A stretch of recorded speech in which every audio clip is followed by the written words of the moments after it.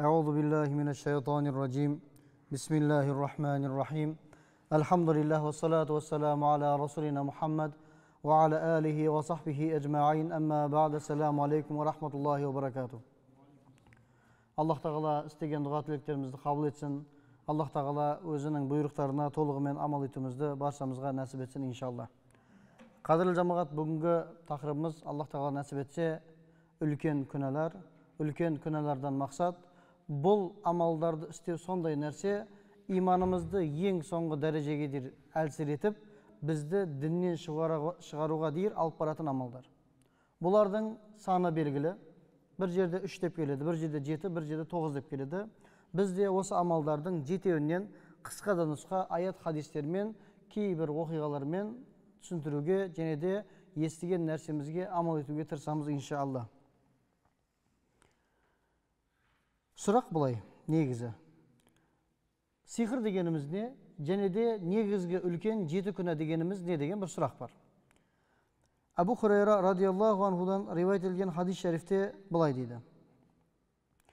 Адамның басына келетін, және де адамды жоқшылыққа, бір пәлекетке алып келетін мына 7 нәрседен сақтаныңдар дейді. Сахабалар сұрайды: "Ей Алланың елшісі, сенің айтып тұрған бұл 7 нәрсең не? Біз қалай білеміз?" Қорған деді. Қорғану керек. Бұлай қалай білеміз сол нәрсені дегенде, біріншісі Аллах Тағалаға ширк қосу, екіншісі сиқырмен айналысу, үшіншісі бір адамды әдейі өлтіру, төртіншісі пайыз жеу, бесіншісі жетімнің малын жеу, алтыншысы дұшпан шабуылға шыққан уақытта сізбенен бізге саптан, әскерден қашып кету, жетіншісі намысты бір әйелге, намысты бір еркекке жала жау. Осы 7 нәрсе бізге келген болса, немесе осы 7-еуінің біреуін, екеуін, немесе 3-еуін істеп жүрген болсақ, біз имансыз адамдардың қатарында болып қалады екенбіз. Неге? Осы нәрселерге мән бермегеніміз үшін. Екінші хадис шәрифте Абу Хурайрадан риваят етілген хадис шәрифте былай дейді пайғамбарымыз саллаллаху алейхи вассалам: кімде-кім бір жіпті былай байласа, оның үстіне үрлейтін болса, бұл үрленген сиқырында өзінің бір пайдасы болатын болса, және де тағдырына қарсы шығатын болса, үйіне тақа, бұрынғы әдеттерден, ислам дінінің тыйым салған заттарынан үйіне қандай да бір нәрсе асып қоятын болса, ертең қиямет күнінде тілінің, қолының, аяғының өзіне қарсы куәлік ететін жерінде ол адамға үлкен азап бар делінді. Бізде қазақтарда ырым деген көп нәрсе бар. Ырымдардың көпшілігі дінге қарсы, дінге сайымыз. Бұлардың біреуі осы хадис шәрифте айтылып жатыр, үйге асылған нәрселер. Бұлар сиқырдың бір бөлігі болады. Бұны істеген адамда сиқыршылардан біреу болады. Неге? Сізбенен біз кімге сыйынамыз? Аллах Тағалаға. Кімден жәрдем сұраймыз? Аллах Тағаладан. Кіммен дос болуымыз керек? Аллах Тағаламен. Бірақ біз не қылдық? Аллах Тағаланы мойындап тұрмыз, бірақ тақаны да асып қойдық үйге. Неге? Көз тимесін. Енді қараңыз, сіздер менен біздердің мүшриктен ерекшелігі не болды сонда? Мүшриктер де Құдайға сенеді. Мүшриктер де бар екенін біледі. Бірақ олардың да ойында Құдай бар. Бірақ Құдайдың біздің проблемаларымыз естіге уақыты жоқ. Соның үшін біз өзіміздің пұтымызды жасаймыз. Қандай? Мынау рызық беретін пұт. Мынау ауызашар істейтін пұт. Мынау сәресі беретін пұт. Осындай. Үш бөліп тастаймыз. Осы нәрсе бұл жерде бар екен. Бұл 5 мәселені біз жеке-жеке түсіндіруге, жеке-жеке бұл 7 мәселені айтуға тырысамыз. Бірінші хадис шәрифімізде былай: біз ширк мәселесін осы мешітімізде, сабақтарымызда көптен көп талқыладық. Ширк дегеніміз Аллах Тағалаға серік қосу. Біз ширкті көп айтпаймыз бұл жерде, екінші мәселеге өтеміз. Сиқыр деген мәселе. Сиқыр деген не деген сұраққа былай жауап береміз. Негізгі бір ақиқаттан басқа бір нәрсеге айналдыру. Қалай? Құран-ы Кәримде Ар-риджалу қауамуна аля ниса. Еркектер әйелдерге басшы деген аят кәрима бар. Сіздер менен біздердің табиғатымызда әйел адамдық бағып қағу, оған басшылық ету, онымен бірге жүру, және де әйел адам бірдеңе істейтін кезде өзінің күйеуімен санасу деген бір ұғым бар. Бұны Құран-ы Кәрим Аллах Тағала өзінің кәләмімен жазып қойған. Енді кейбір әйелдер күйеуінің сөзін тыңдамағаны үшін не қылады? Сиқыр істейді. Сиқыр істейді. Негізгі ақиқаты не? Еркектің әйелдің басшысы болу. Осыны ауыстырып қояды да күйеуіне сөзін өткізетін қылып қояды. Болмаса Кейбір еркектер өзі бір қызды ұнатып, ол қыз басқа біреуге тиіп кетсе, оның бақытын көре алмаған үшін не қылады? Ол әйелді болып сиқырлайды. Сиқыр деген не екен? Негізгі ақиқатынан бөліп қою. Және де сиқырда мына нәрсе бар. Бізде иман деген мәселе бар. Иманда не бар? Тағдырға иман келтіру. Тағдырға иман келтіруден мақсат не? Жақсылық пен жамандықтан Аллах тағаладан келетін. Бәріне мен сендім, разымын деген сөз. Ал сиқыр деген сөз не? Разы емеспін. Өзімді бірдеңе қосамын, өн өзгертуге тырысамын дейді. Құран-ы Кәримде мүшриктер пайғамбарымыз саллаллаху алейхи вассаламды сен пайғамбар емессің, сен өтіріксің, сен сиқыршысың деген уақытта Құранда аят түседі. Ол сиқыршы емес, ол хақ пайғамбар. Сиқыр тек қана адасушылардың, ширк қосқандардың ғана амалы дейді. Қараңыздар. Балгерге бару, сиқыр істету, осының барлығы бұл ширкке алып баратын күнә екен. Аят-ы кәрима бар. Олай болса, Сүлеймен ешқашан кәпір болмады дейді. Бұдан біз нені білеміз? Сүлеймен алейхиссаламда сиқыр бар еді. Сиқырларды білетін еді. Бірақ бір адамның сиқырды білуі, ғұламалардың пікірі бойынша екі мәселе бар. Бір адам өзінің бір жақсылығы үшін, біреудің өміріне бір тосқауыл қою үшін сиқыр істейтін болса, бұл адам күнәһар болды, бұл адам лағнеттелген болды. Ғұламалардың пікірі бір бұл темада. Ал бір адам өзіне келетін бір жамандықтан қорғану үшін қандай мәселелерде сиқыр болады деп үйренетін болса, бұл күпір емес екен. Екі мәселе бар. Біреуге жамандық қылу үшін істесек, бұл бізге күпір. Яғни діннен шығарып қоятын кәпірлердің бір амалы болып есептелінеді. Ал бірақ сиқырдың қалай істелінетін және оған қарсы не істеу керектігін білу, бұл күпір емес екен. Бұл қорғану. Себебі хадистің басында айтылды. Мына 7 нәрседен қорғаныңдар деді. Біз қорғану үшін ол нәрсені аз да болса білуіміз керек екен. Қадірлі жамағат. Келесі біздің мәселеміз, қадірлі жамағат, жетім малы. Жетім малы деген не? Бірінші, жетім деген сөз не? Жетім деген ислам шариғатында әкесі қайтыс болған адамға жетім деп айтылады. Әкесі қайтыс болған адамға жетім деп айтылады. Күндердің бірінде пайғамбарымыз саллаллаху алейхи вассалам мына аяты кариманы оқыды. Бұл аят Ниса сүресінің 2-ші аяты болып есептелінеді. Жетімдердің малдарын беріңдер. Таза, жақсы малдарды өздеріңе алып қалып, жетімдерге нашар мал бермеңдер. Және де олардың малдарынан жемеңдер, себебі бұл үлкен бір күнә деді. Бұны естіген сахабалар не қылды? Кімнің қолында бір жетім болатын болса, мынаны істеді. Олардың мал мүлкін бөліп қойды, өздерінің мал мүлкін бөліп қойды, олардың тамағын бөлек беретін болды. Және де олар тамағын жесе, мысалы, бір порция палау берсе, оны жартысын жесе, ана қалған жартысына да тиіспеді. Өзі жетім болды, ол ашып кетсе, мұсырға тасталынатын болды. Сонда қараңыздар, үйде жетім бар, 2 жетім, соған бөлек тамақ шығарып жүрді, олардың жеген тамақтарында жемеді. Неге? Құран-ы Кәримде аят тұр. Жетімдердің малдарын жемеңдер, оларға таза нәрсе беріңдер, олардың малдарына тимеңдер, себебі олардың ақысын жегендерге қиямет күнінде үлкен азап бар деді. Бірақ кейбір сахабалар барды пайғамбарымыз саллаллаху алейхи вассалам құзырына. Алланың елшісі, біз қиналып кеттік, үйдегі тамақты бөліп береміз, олар жемей қалады, қалған жейін десек, аят тұр деді. Сонда келесі бір аяты каримамыз бізге түсті.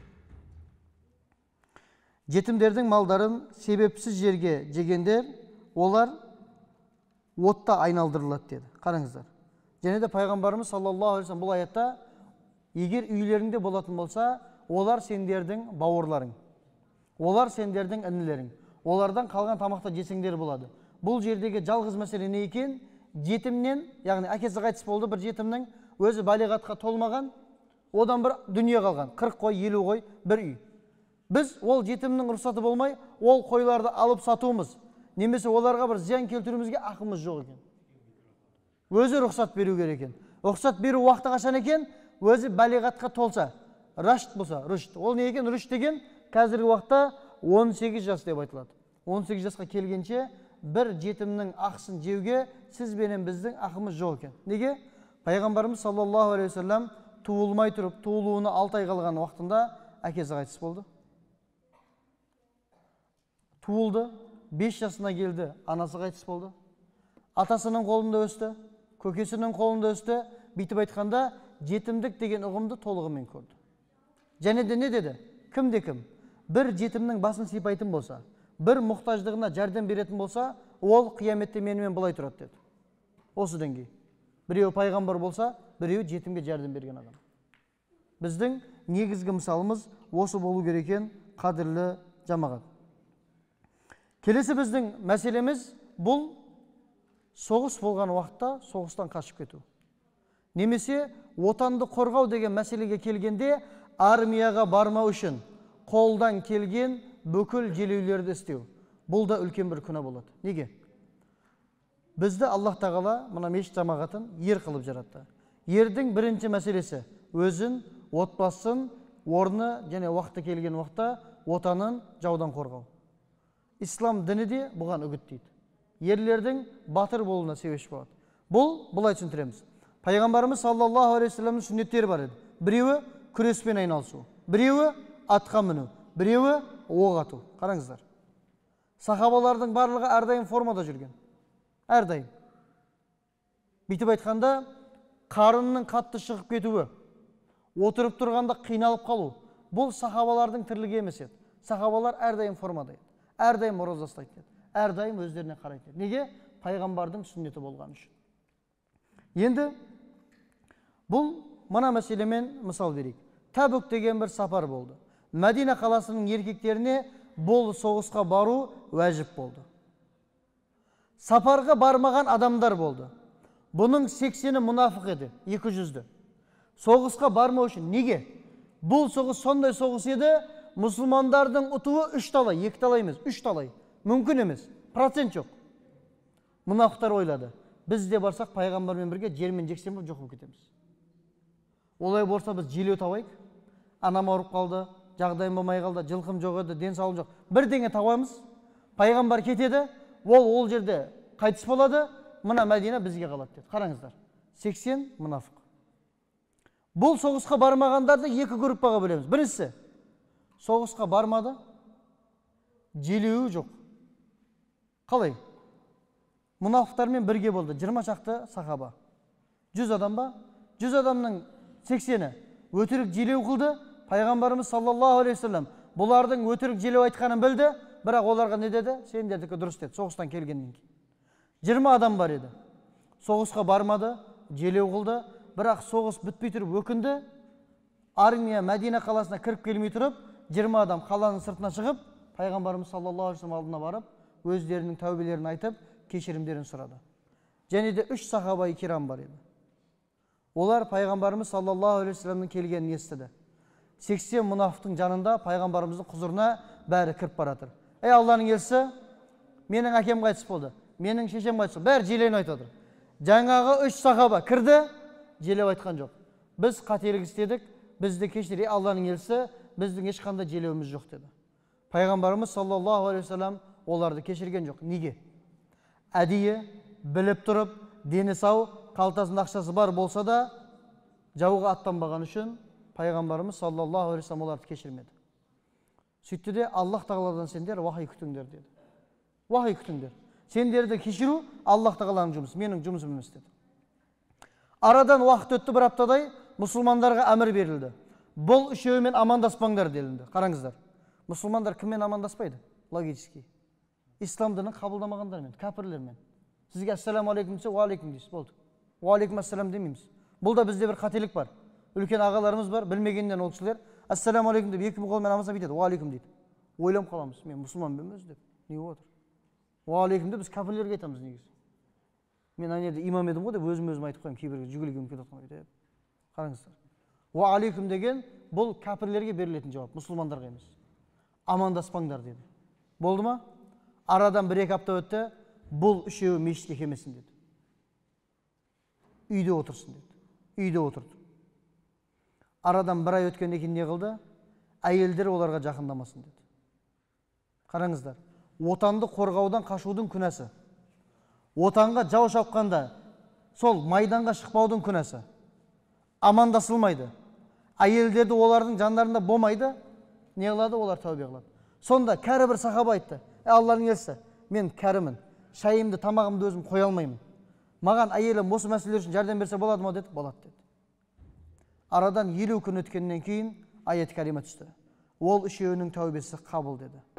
Араларында Шаб бин Малик деген сахаба-и кирам бар еді. Тәубесі қабыл болған соншалықты бүкіл мал дүниесін көтеріп келді. Алланың елшісі, бүкіл мал дүнием саған екінші отанды қорғау деген мәселеден қашпаймын деді. Қараңыздар. Сонда малыңның жартысын үйіңе таста, жартысы бізге жетеді деді. Онда айтты: Хайбарда мен соғысқа қатысқан едім. Өте үлкен жер маған берілген еді. Сол жерді сенің жолыңда ихсан қылдым деді. Олай болса, оны аламыз деді. Қараңыздар. Бұл жердегі біздің мәселеміз. Үлкен күнәларды айтып жатырмыз, Бұлардың ішінде не бар екен? Жетімнің малын жеу харам екен, үлкен күнә екен, бізді күпірге алып барып қояды екен. Ширк бар екен, сиқыр бар екен. Одан кейін не кеп тұр? Отанды қорғау. Деніміз сау болатын болса, отанды қорғау бізді шақырып атқан болса, біз баруымыз керек екен. Неге? Сіздер менен біздердің негізгі міндеттеріміздің біреуі сол екен. Бұл аят кәримеде. Ар-риджалу қауамуна аля ниса. Біздің басшылығымыз, біздің басқаруымыз, әйелдерді басқаруымыз керек. Отбасыда да отағасы, сөзіміз сөйлейтін адам болуымыз керек. Өкіметте де сондай болу керек. Ер болуымыз керек. Қысқасы, қашатын адам болмауымыз керек екен. Және де кімде-кім намысты, ешқандай жаманшылықтардан бір хабары жоқ әйелге зина істеді деп айтатын болса, ол адамның дүниеде және ақыретте лағнетке ие болады екен. Және де істеген бұл нәрсесі қиямет күнінде қолы, тілі, аяғы бұл осы нәрсені істеді. Бұл намысты әйелге жала жауды деп айтады екен. Бізде 3 адам, 4 адам, бүкіл адамыз 3 адам, 4 адам бір жерге отырса, түнгі 12-ден кейін отырады. Пәленшінің қызын, түгеншінің әпкесін айтып отырады. Қараңыздар. Егер ол айтылған нәрсе ол адамда болса, бұл не болды? Ғайбат болды. Күнә ма? Күнә. Бірақ үлкен күнә емес екен. Күнә, ауыр күнә. Бірақ үлкен күнә деп айтпайсыз. Ал бірақ айтылған әңгіме, ол әйелде, ол қызда жоқ болсашы, оның намысты бір қыз болсашы, арына ие болған бір қыз болсашы, сол жерде отырған 3 адам не болады екен? Аллах тарапынан лағнеттелінген адам болады екен. Ал лағнет деген нәрсеге кім лайықты бізде? Шайтан лағин. Отырдық 3 адам болып, біреудің қызын жамандадық, ол қыз ондай емес. Болды. Біз шайтанның әскеріміз, қысқасы. Басты ауырту шарт емес. Соның үшін еркек адамның көп сөйлегені, еркек адамның бос сөйлегені, еркек адамның бос жерде отырғаны бізге жараспайтын нәрсе. Өзімізді білейік. Себебі мұсылман адамға фитна деген, шайтанның айласы деген қашан келеді? Бос отырған уақытта. Құран-ы Кәрімде не деді? Бір жұмысты бітірсеңдер, екінші бір жұмысты сразу бастап кетіңдер. Біз хатым Құран оқығанда да бұлай оқимыз, қадірлі жамағат. Бірінші, хатымды бастаймыз Фатихадан, Нас сүресінен бітіреміз ғой. Бітіріп дұға қылынбайды. Бұл дұғаға шайтан қуанады. Неге? Бұл Құранды бастан аяқ бітірді, болды дейді. Енді оқымайды дейді. Біз не қыламыз? Шайтанды риза қылмау үшін, екінші бір хатымды бастау үшін Фатиханы бір оқимыз, Бақара сүресінің бір бетін оқып қоямыз. Қараңыздар. Екінші бір жұмысқа бастап қойып, одан кейін бірінші жұмысқа дұға қыламыз. Бұл біздің мұсылмандардың шайтанға деген бүйтіп қойғанда біздің бір қорғанымыз екен. Бізді бос отырмай жатыр деп ойлау керек екен ол нәрсе.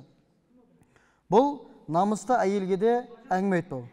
Пайғамбарымыз саллаллаху алейхи вассалам мына оқиғаны айтуға тырысайық, және де бұл нәрседен сабақ алуға тырысайық, қадірлі жамағат. Таң намазын оқып болғаннан кейін, дұға қылынғаннан кейін, сахабаларды жинап алып, кім қандай түс көрді деп, Аллах тағаланың бұйырғанына байланысты ол түсті жорып беретін еді. Және бір таң намазы, және таң намазынан кейін сахабаларды жинады. Пайғамбарымыз саллаллаху алейхи вассалам, мен кеше түс көрдім деді. Енді мынаны білейік. Сіздер менен біздердің түсіміздің көпшілігі өтірік.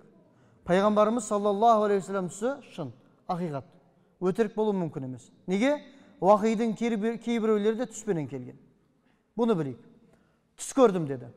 Мені екі періште келді, алып кетті. Бұл періштелердің аты кім екен, қадірлі жамағат? Жәбірайыл мен Микаил. Алып кетті. Алып барып қараса, бір адам ет бетімен жерге қалай бұлай жатқан екен деді. Оның басында бір адам тұр деді. Қолында үлкен тасы бар. Тасын алады, жаңағы адамның басына бүйтіп лақтырады деді. Басын бір мыжып алады деді. Тас басқа түседі, айналып кетіп қалады тас. Жаңағы адам асықпай бар, тасты алып қайтып келеді, ол қайтып келгенше бас қайтып сау күйіне қалады, келеді дейді.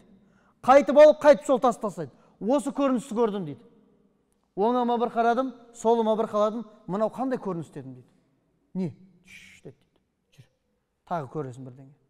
Енді бұлай шалқасынан жатқан бір адам бар екен. Сондай бір адамды көріпті, жанында да бір адам тұр екен. Қолында біздің тілмен айтқанда орақ бар.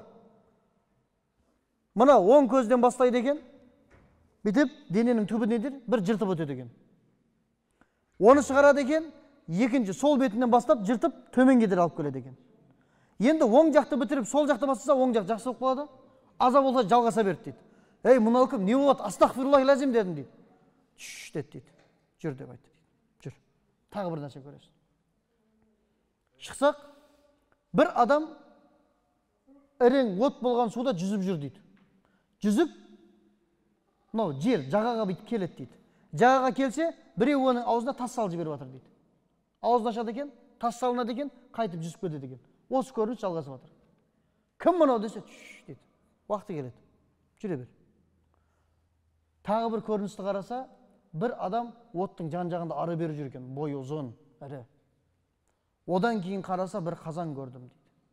Қазанның ішінде түсініксіз бір айғай-шу, дауыс, жылаулар бар дейді. Бұлар кім десе, деп айтты, шығарып тастады дейді. Әйел еркек тыр жалаңаш ішінде жанып жатыр дейді. Одан да кеттік дейді. Бір бақшаға кірдік дейді. Бақшада ұзын бойлы, ірі, көрікті бір адам тұр дейді. Жан жағында балалар жүр дейді. Одан бір жүрдік, бір қасыр шықты дейді. Оң жағы күміс, сол жағы алтынмен қапталынған. Дарбазаны ашқан уақытта мына дененің жартысы өте көрікті, өте сымбатты еркектер, әйелдер жүр дейді. Ал денесінің жартысы, бүйтіп айтқанда, адам қарап болмайтын ұсқынсыз бір дене бар дейді. Қараңыздар, дененің жартысы. Сөйтіп оларға айтылды дейді. Мына өзенге түсіңдер дейді. Өзенге түсті олар, шықты дейді. Бұлар кім деген уақытымда айтпады дейді. Және де маған бір жерді көрсетті дейді. Мынау сенің отыратын сарайың деп айтты. Сосын жаңағы жағдайдың барлығын сұрағанда баста айтты. Бірінші, етпетімен жатып, басына тас лақтырылып жатқан адам деді. Уағында Құран жаттап, Құранын есіне шығарып қойған. Парыз амалдары, яғни намазды, таң намазы деп айтылады, риуаятта. Таң намазын оқымайтын, таң намазына мән бермейтін, парыздарға мән бермейтін адамның азабы деді. Ойлайық. Құран жаттадық, жарты пара, 5 пара, қари болдық. Бұл есімізден шығып кетті. Мәз болып жүрміз дүниеде, 5 уақыт намазымызға. Қиямет күнінде Құранды есімізден шығарғанымыз үшін, немесе таң намазын да есімізден шығарғанымыз үшін, бізді тоқтаусыз ойлаңыз. Үлкен бір тас біздің басымызды мұжат, қайтып алынады, осы жалғаса береді. Екінші бір шалқасынан жатқан адам кім деген уақытта дүниеде адамдардың арасынан сөз тасып өтірік айтқан адам, біріншісі. Және де ол өтірігіне байланысты адамдардың арасында фитне көйіп кеткен адам деді. Беті оң жағы да сол жағы да орақпен оралып отырады екен, тоқтамай. Қараңыз. Одан кейін бір адам бар еді, суда жүзіп, аузына тас салынып жатқан. Бұл адам пайыз жеген адам екен, пайыз жеген. Той істейміз, жиын істейміз, жұмыс бастаймыз, пайыз ап қоямыз. Алмаған аз адам бар бұл мешітте, Алла сақтасын. Енді қараңыздар. Бұл пайызға уақытында тәубе етілмесе, Аллах тағаладан кешірім сұралмаса, бұл жұмыстан ақыл есіміз дұрыс кезде ажал жетпей тұрып қайтпайтын болсақ, біздің қияметтегі көрінісіміз осы болады екен. Отта жүреміз, аузымызға тас қойылады. Және соның жанында отта айналып жүргеннің аты кім екен? Малик. Кім бұл? Тозақтың қарауылы деп айтылады, періште. Бізді азаптайтын періште.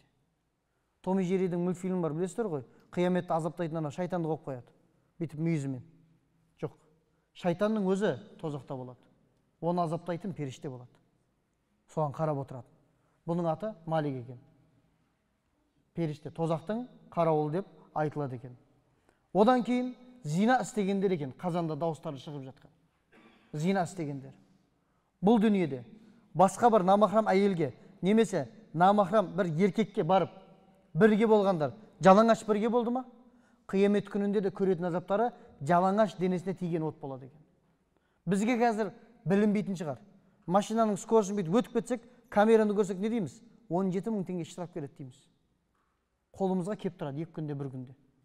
Ал біз бұл қабір азаптарын қиямет азаптарын әлі көрмегеніміз үшін бізге ақиқат сияқты сезілмейді. Алла сақтасын бұл азаптарды көруден. Қадірлі жамағат, бұл күнәларды істемедім, ешқайсысын деп айтатын адам жоқ арамызда. Біз адамдар күнәһармыз. Бірақ пайғамбарымыз саллаллаху алейхи вассалам хадисін тағы ескертемін. Адам баласы қателік істеуге, күнә істеуге бейімделген. Бірақ олардың арасындағы ең жақсы тұрақты түрде істеген күнәләріне тәубе етуші деді. Тәубе сіздер менен біздерге шарт болды. Және де бұл жәннатта ұзын бойлы бір адам бар еді. Дұрыс қой. Жан жағында балдар көп жүрген еді. Бұлар деді, бәлиғатқа толмай жүріп қайтыс болған балдар деді. Жәннатта жүр. Сонда сахабалар сұрады: Алланың елшісі, бұл жәннатта жүр ғой. Кәпірлердің балдары да бәлиғатқа толмай қайтыс болса, жәннатта болады ма, тозақта ма деді. Жәннатта болады деді. Неге деген сұраққа, әр туылған бала мұсылман фытратымен, мұсылман негізімен туылады деді. Оларға берілетін тәрбиеге байланысты яһуди немесе христиан болады деді. Қараңыздар. Бұл біздің үлкен күнәлар мәселесіндегі бір тақырыбымыз еді. Үлкен күнәлардың біреу-біреуінен үлкен, біреу-біреуінен кішкентай деп айтуға сізбенен біздің ақымыз жоқ екен. Бүгінгі тақырыптарды қысқаша айтып өтейік. Ширк мәселесін кішкене талқылап өттік. Және де сиқыр мәселесі бар, жетімдердің малын жеу бар, намысты әйелдерге жала жауы бар, оның дүниедегі дүресі. Мен отырдым, Алла сақтасын, бір әйелге айттым: сен зина істедің дедім, әзілдесім немесе шын. Бұл айтқан сөзім рас болмайтын болатын болса, білесіздер, үлкен бір қамшымен мені дүниеде 80 рет ұру керек. 80 рет.